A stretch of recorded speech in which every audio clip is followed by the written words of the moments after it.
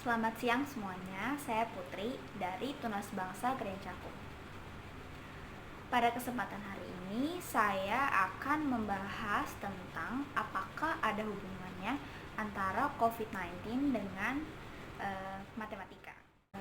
Penyebaran virus corona, tingginya grafik orang yang positif terkena, dan lamanya pandemi virus corona ditentukan oleh dua faktor, yaitu yang pertama, besarnya potensi penularan virus dan banyaknya interaksi pasien positif corona. Hal ini bisa diformulasikan sebagai berikut. Misalkan, R itu adalah orang yang bertemu pasien positif. P adalah peluang orang yang tertular. NH itu adalah pasien yang sudah positif. NH plus X itu adalah jumlah pasien positif pada hari ke-X. Jadi kita mendapatkan rumus NH plus X itu sama dengan 1 ditambah R dikali P ditutup kurung dipangkatin X dikali dengan NH. Dengan persamaan tersebut, maka semakin besar P dan atau R, maka semakin banyak juga jumlah pasien positif COVID pada hari ke-X. Oleh karena itu, untuk mengurangi jumlah pasien positif COVID pada hari ke-X, perlu dilakukan tindakan antara lain 1. Yang berhubungan dengan variabel P atau peluang orang yang tertular, yakni antara lain menggunakan masker, mencuci tangan, menggunakan hand sanitizer, memperkuat imun tubuh dengan cara berjemur, banyak makanan bergizi, makan banyak, terutama vitamin. Yang kedua, yang berhubungan dengan variabel R, orang yang bertemu pasien positif, yakni antara lain social distancing, stay at home. Hal ini bisa digambarkan lebih jelas dengan grafik. Saya akan memberikan contoh. Contoh pertama, kondisi tanpa dilakukan pengelolaan variabel P dan R. Misalnya P-nya itu 1%, R-nya itu 50 orang, X-nya itu hari ke-10, NH-nya itu 100 orang. Maka NH plus X sama dengan 1 plus R dikali P ditutup kurung dipangkatin X dikaliin R dikali NH. Maka 1 ditambah 50 dikali 1% ditutup kurung dipangkat 10 dikali 100. Hasilnya adalah 5.676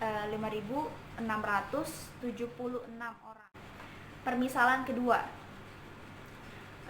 kondisi dengan dilakukan pengelolaan variabel P dan R. Misalnya P-nya itu adalah 0,5%, R-nya itu adalah 10 orang, X-nya itu adalah hari ke-10, NH-nya itu 100 orang.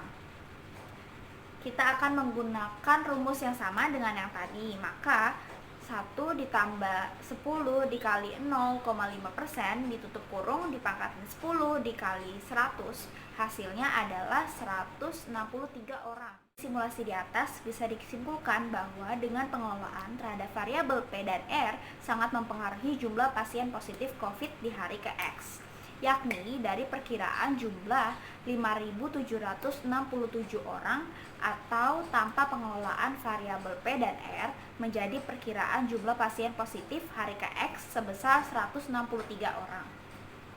Dalam riset atau hasil penelitian Ikatan Alumni Departemen Matematika Universitas Indonesia, mereka menjalankan 3 skenario, antara lain skenario pertama, tidak ada kebijakan signifikan dan tegas, kegiatan berjalan seperti biasa tanpa ada langkah pencegahan.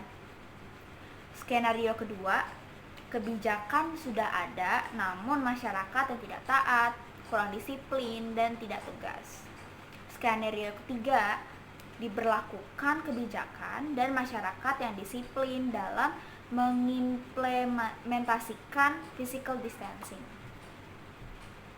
Ini adalah hasil dari skenario tersebut dalam bentuk grafik.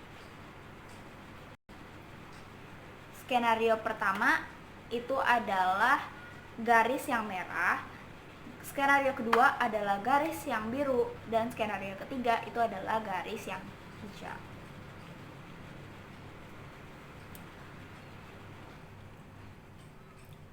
Terlihat sangat besar perbedaan antara skenario pertama dengan skenario kedua dengan skenario ketiga.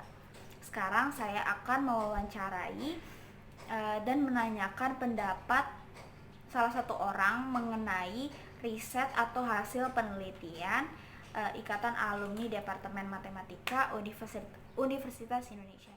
Jadi, menurut saya, statement yang diberikan oleh kakak-kakak UI atau Ikatan Alumni Departemen Matematika Universitas Indonesia itu benar. Karena apa?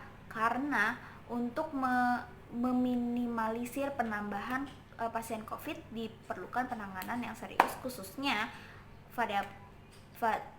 variabel P dan R. Apakah Anda setuju dengan riset atau hasil penelitian Ikatan Alumni Departemen Matematika Universitas Indonesia ini? Jika Anda setuju, berikan alasannya, dan jika Anda tidak setuju, berikan juga alasannya. Saya setuju dengan statement tersebut karena pengelolaan yang baik terhadap potensi maupun jumlah penyebaran virus corona itu akan mengurangi jumlah pasien COVID secara signifikan.